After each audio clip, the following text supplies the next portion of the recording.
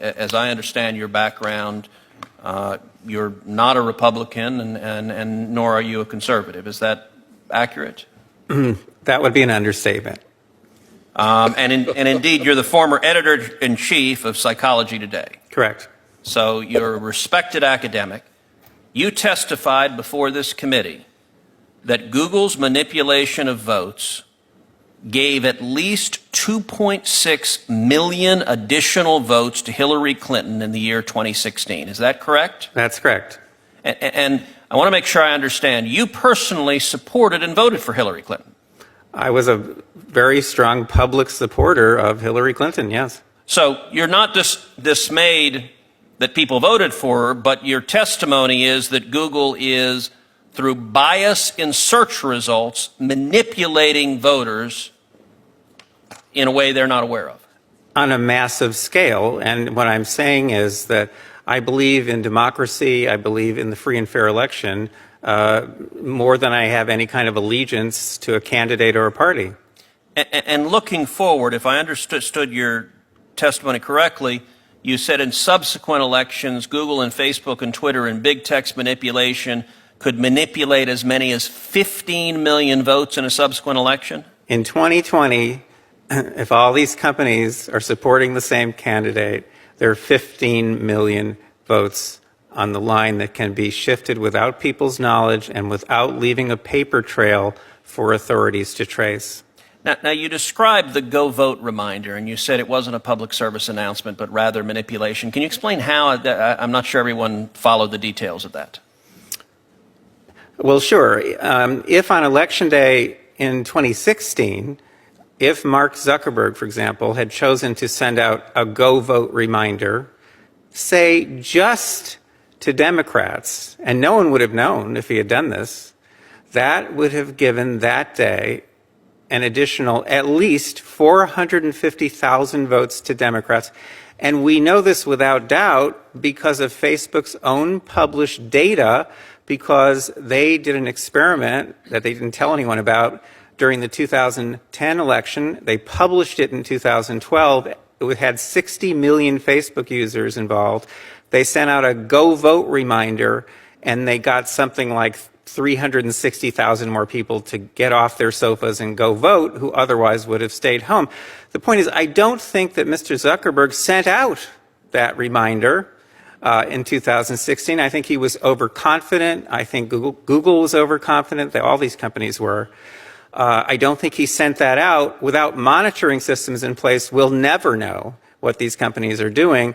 But the point is, in 2018, I'm sure they were more aggressive. We have lots of data to support that. And in 2020, you can bet that all of these companies are going to go all out. And the methods that they're using are invisible. They're subliminal. They're more powerful than most any effects I've ever seen in the behavioral sciences. And I've been in the behavioral sciences for almost 40 years.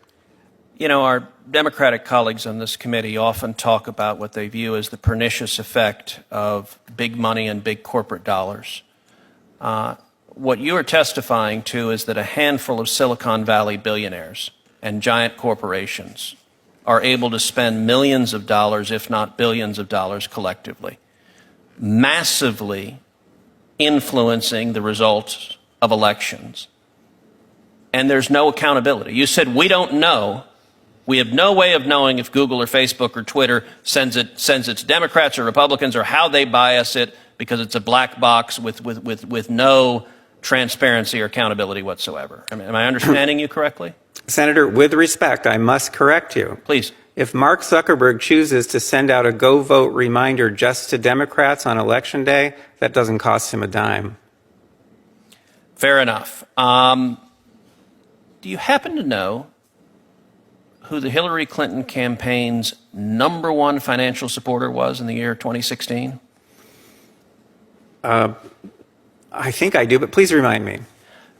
The #1 financial supporter of the Hillary Clinton campaign in the 2016 election was the parent company of Google, Alphabet, who was our first witness. They were her #1 financial donor, and your testimony is, through their deceptive search methods, they moved 2.6 million votes in her direction. I would think anybody whether or not you favor one candidate or another, should be deeply dismayed about a handful of Silicon Valley billionaires having that much power over our elections to silently and deceptively shift vote outcomes. Again, with respect, I must correct you. The 2.6 million is a rock bottom minimum. The range is between 2.6 and 10.4 million, depending on how aggressively they used the techniques that I've been studying now for 6.5 years. Wow. Could you say that again, please? The 2.6 million is a rock bottom minimum.